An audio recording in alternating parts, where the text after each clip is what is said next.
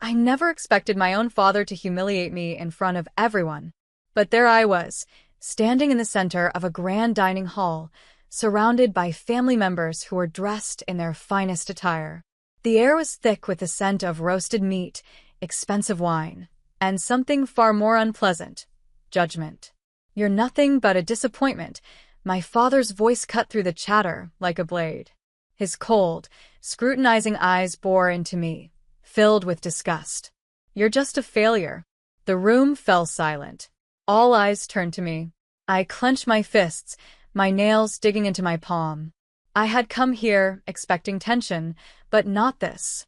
My father had always been distant, but this was different. It was personal. His words weren't just meant to scold me.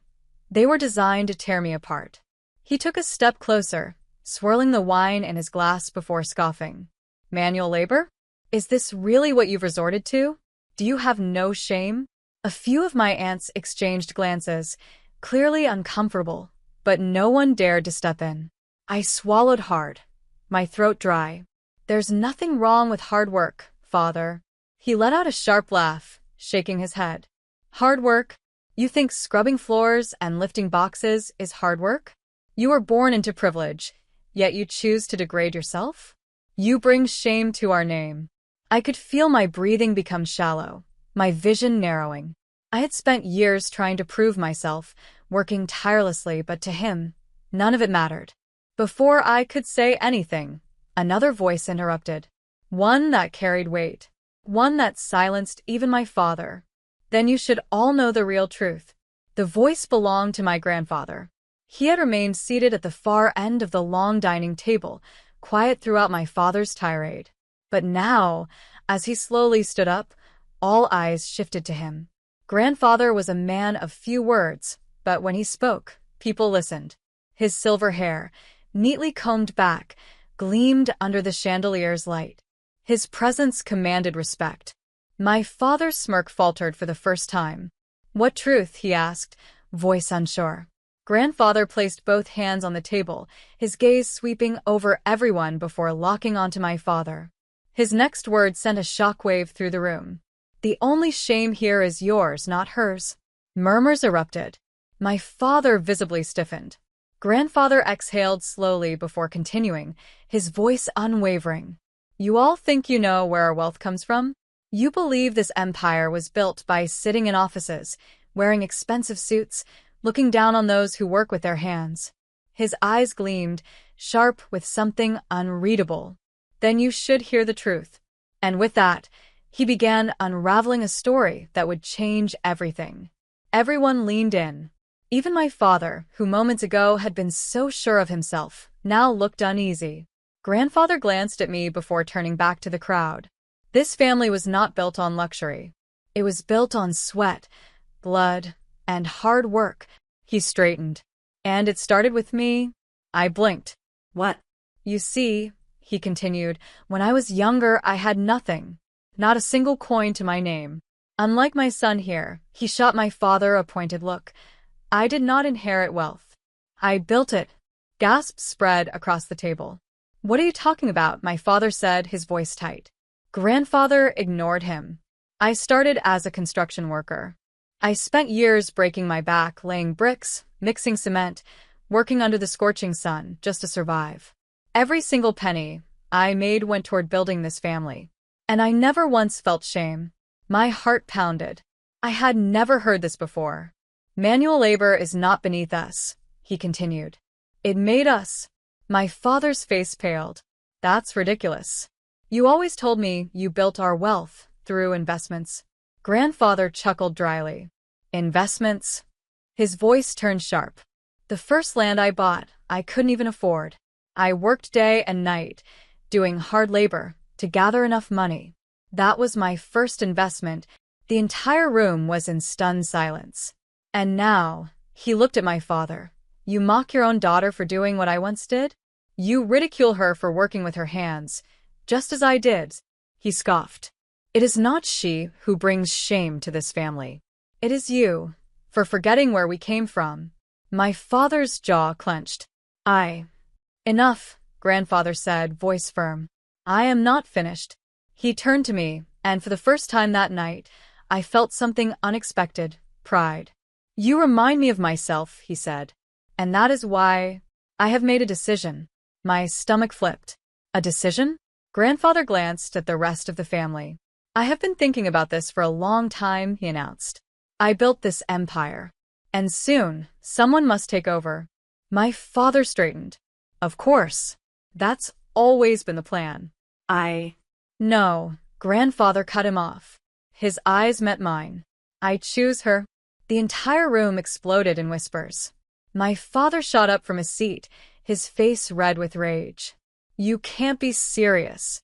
Grandfather remained unshaken. "I have never been more serious in my life." My breath caught. "Grandfather, He held up a hand, silencing me. "I have watched you work. I have watched you struggle, fight, and persist when others would have given up. That is what a leader needs." My father slammed his glass down, spilling red wine across the white tablecloth. "You can't just hand everything over to her. She's not fit to run anything." Grandfather's eyes darkened. "And you are?" He let the words sink in before adding, "You've spent your life living off my success, mocking those who actually work. You have done nothing to deserve this empire." My father's breathing was heavy, his fists clenched. "This is a joke." "It is justice," Grandfather corrected. I looked at my father, who was seething with resentment. He had always believed he was entitled to everything. And now, the rug had been pulled out from under him. I felt a fire ignite inside me. This wasn't just about me anymore. It was about proving that hard work was worth something. That no matter where you started, you could build something for yourself. I straightened my spine and met my father's glare with unwavering determination. He wanted to see me as a failure? Then he was about to see just how wrong he was. The room was in chaos. Family members whispered furiously among themselves, exchanging shocked glances. My father's face was a storm of emotions: rage, disbelief, humiliation. I, on the other hand, felt something entirely different. For the first time in my life, I felt seen.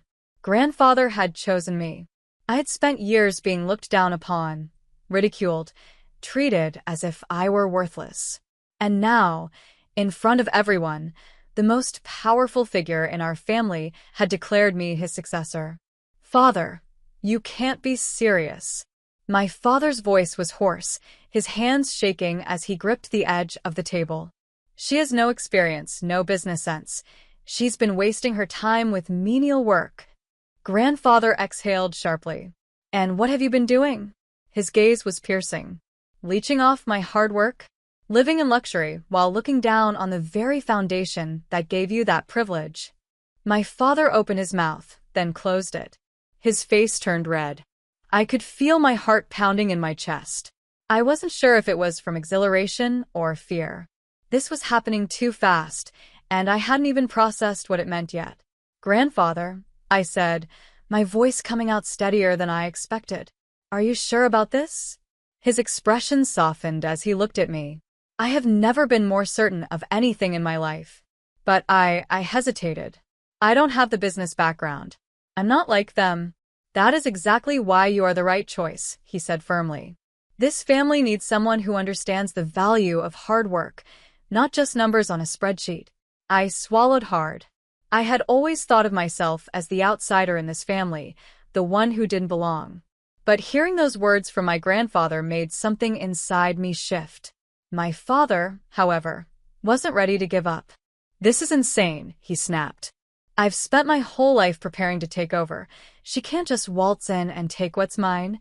Grandfather's eyes darkened. "Yours? You think you're entitled to my legacy just because of your last name?" He shook his head in disappointment. "You were supposed to earn it. And you never did." My father's chest heaved, his face a mixture of fury and panic. He wasn't just losing an inheritance, he was losing control. Losing the power he had spent years lording over others. "This isn't over," he muttered, his voice dangerously low. Grandfather gave him a hard look. "That's up to you." And just like that, the conversation was over. Grandfather sat back down, taking a slow sip of his drink. The room remained tense, but no one dared to challenge him. The weight of what had just happened settled on me. I had just been named the heir to a massive empire, but I had also made an enemy of my father. And something told me he wasn't going to let this go. The party ended in awkward silence. Some relatives avoided my gaze, while others gave me hesitant nods of approval. My father had stormed out, my mother trailing after him with a worried expression. I exhaled, running a hand through my hair. This was unreal. "You're in for a fight, you know." I turned to see my cousin, Daniel, standing beside me. He was one of the few in the family I actually got along with. I let out a dry laugh. "Yeah, I got that impression." He gave me a half-smile. "You handled yourself well back there." "I didn't handle anything," I muttered. "Grandfather did." He shrugged. "Still, you didn't back down." That's more than most people in this family can say. I appreciated his words, but they didn't ease the growing tension in my chest. This wasn't just about me anymore. This was about proving that I was worthy of what had just been handed to me. And I had no idea where to start. Before I could say anything else, my phone buzzed. A message from an unknown number. "You don't belong in this world. Walk away before it's too late." I felt a chill run down my spine. The battle had begun. The following morning, I woke up to find my name plastered all over the news. Billionaire names unqualified granddaughter as heir. A disastrous decision? The next leader, or a nepotism case gone wrong? Former manual labor set to inherit family empire. Experts react. My stomach turned. I had never been in the public eye before. Now I was the center of attention for all the wrong reasons. I reached for my phone, heart pounding as I scrolled through social media. The comments were brutal. "She has no business experience. This is a joke." If I were in that family, I'd be furious. "She used her grandfather's favoritism to jump the line." I gritted my teeth. I had expected resistance from my father, but now the whole world had an opinion on me. A call came in. It was grandfather. I answered immediately. "Grandfather."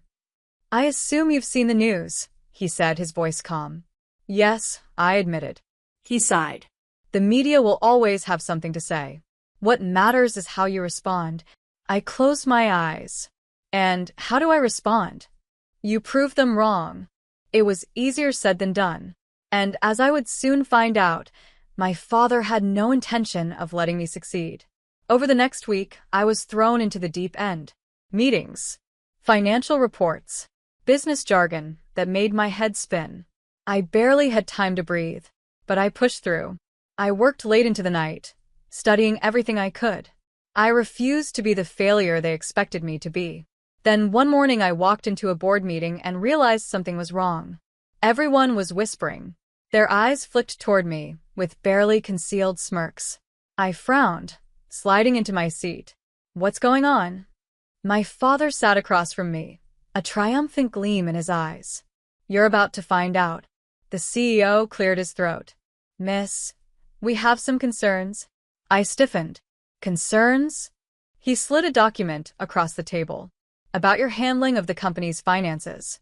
I picked it up, scanning the numbers, and my blood ran cold. This wasn't just a minor mistake. It was a disaster. A financial report had been leaked, showing massive losses under my name. Losses I hadn't caused.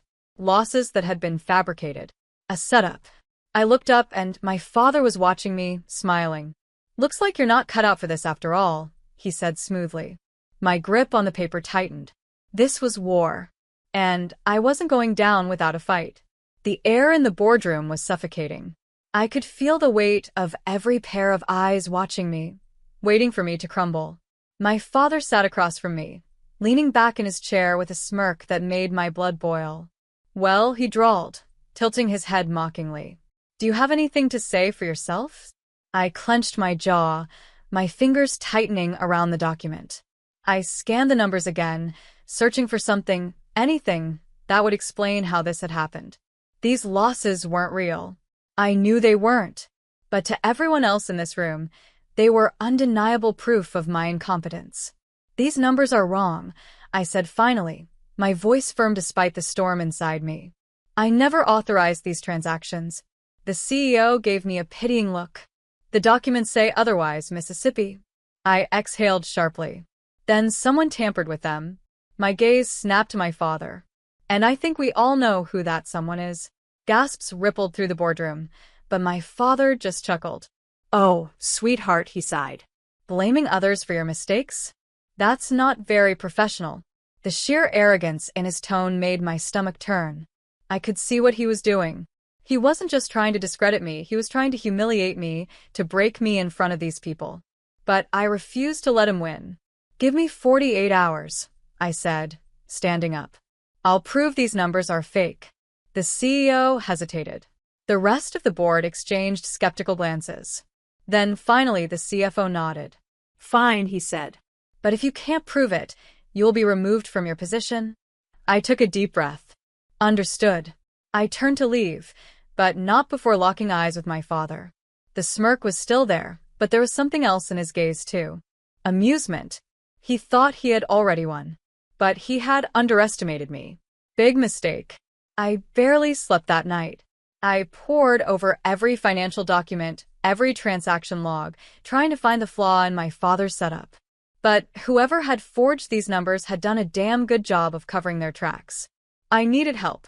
And there was only one person I trusted with this. Daniel. My cousin was already waiting when I arrived at his apartment early in the morning. He took one look at my face and sighed. Let me guess, your father finally made his moves? I handed him the files. He's trying to frame me. I have 48 hours to prove this is fake, or I'm out. Daniel whistled. Damn. He's not playing around. I rubbed my temples, exhausted. Can you help me or not? He grinned. Do you even have to ask? Within minutes, he had set up his laptop, fingers flying over the keyboard as he analyzed the transaction records. I watched in awe. Daniel had always been the tech-savvy one in the family, and right now I needed every ounce of his skill. An hour passed. Then two. Then. Found it, Daniel said suddenly. I shot up. What? Where? He turned the screen toward me. There's a discrepancy in the timestamps. The system records every action, even edits. Someone altered these documents after they were originally created. I leaned in, my heart pounding. And then I saw it. A digital footprint. An IP address. I sucked in a breath. That's my father's office. Daniel grinned. Bingo. We had him. But I wasn't going to confront him just yet. No, if he wanted to play dirty, I'd show him that I could play smarter. It was time to turn the tables. The next day, I walked into the boardroom with a confidence I hadn't felt before.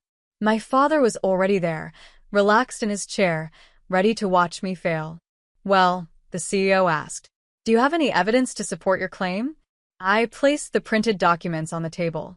Not only were these numbers altered, but I also have proof of who altered them. The board members leaned in. I pressed a button on my tablet, and a screen lit up behind me. A security log appeared, showing the exact moment the financial records were tampered with. And, at the bottom, the IP address of my father's office. The silence was deafening. I turned to face my father, watching as his smirk vanished. His face paled. Would you like to explain this, father? Asked sweetly. He opened his mouth, but no words came out. The CEO cleared his throat. This is serious. Another board member shook his head. We can't overlook this kind of manipulation. Murmurs spread through the room. My father was losing control. And I was just getting started. My father's face was a storm of emotions, shock, rage, and most of all, fear. He had spent years controlling the narrative, ensuring that no one ever questioned his authority. And now, in a single moment, I had stripped him of that power. I folded my arms, letting the silence settle, letting him feel the weight of his own downfall. This is ridiculous, he finally spat, his voice sharp with desperation. These records could have been manipulated by anyone. I smirked. Then you won't mind us investigating further, right? I turned to the CEO. I suggest a full forensic audit of all recent financial transactions, just to make sure this isn't a larger issue. My father paled further. He knew what that meant. He had probably done a lot worse than just framing me. And once the auditors started digging, they would find everything. That won't be necessary, he said quickly. Oh, I think it is, the CFO said, his voice cold. This company cannot afford fraud or corruption. My father clenched his jaw, his hands balling into fists. He was trapped and he knew it. Then the CEO turned to me. You've proven yourself today, he said. We will clear your name, and I will personally ensure that you are given the resources to succeed in this role. I nodded. Thank you. Then the CEO looked at my father. As for you, we'll need to have a discussion about your future with this company. I saw it then, the moment he realized he had lost. For the first time in my life, my father had no power over me, and it felt incredible. That evening, I returned home feeling victorious. But I knew better than to celebrate too soon. Because my father was not the kind of man who accepted defeat. And I was right. Later that night, I received a message from an unknown number. This isn't over. You took something that wasn't yours. And I'm going to take it back. I exhaled slowly, gripping my phone. I had expected this. My father wasn't just going to fade into the background. He was going to fight. And if I wasn't careful, he would do whatever it took to destroy me. But I wasn't afraid. Because I had something he never did. I had earned my place. And I wasn't going anywhere. The next morning, I woke up to chaos. News articles flooded social media, painting me as an inexperienced, spoiled heiress who had stolen a billion-dollar empire out of nepotism. A legacy in the wrong hands? From laborer to CEO, the controversial rise of an unqualified successor. Sources say internal conflict is tearing the company apart. I knew exactly who was behind this. My father was using the media to discredit me, to turn public opinion against me before I even had a chance to prove myself. But he had underestimated me again. I called Daniel. I need you to track who leaked these stories. An hour later, he had an answer. It's coming from PR firms connected to your father's personal accounts, he said. He's spending millions to control the narrative. I clenched my jaw. Then we changed the narrative. And I knew exactly how to do it. Instead of fighting the rumors, I embraced them. I scheduled a live interview on the biggest business network, sitting across from a ruthless journalist, known for tearing people apart. And I let them ask me the hardest questions. People say you don't deserve this position. What do you say to that? I say they're right to question me, I said honestly. But I also say give me time. Let my actions speak for themselves. Your father claims you manipulated your grandfather into giving you control. Do you deny that? My grandfather made his decision because he believed in me, and I refused to let him down. By the time the interview ended, public perception had shifted. I had turned myself from a spoiled heiress into the underdog fighting for her rightful place. And people loved an underdog. A week later, my father stormed into my office. You think you've won? He hissed. I leaned back in my chair, calm. Haven't I? His fists clenched. You have no idea what you're doing. I met his gaze. And yet, I'm still standing. While you're the one who lost everything. He was breathing heavily, his entire body radiating fury. But there was something else in his eyes. Something almost like fear. Because deep down, he knew I wasn't weak anymore. I had fought back. And I had won. It wasn't easy. There were still people in the company who doubted me. Investors who hesitated. Challenges that felt impossible. But I worked harder than I ever had.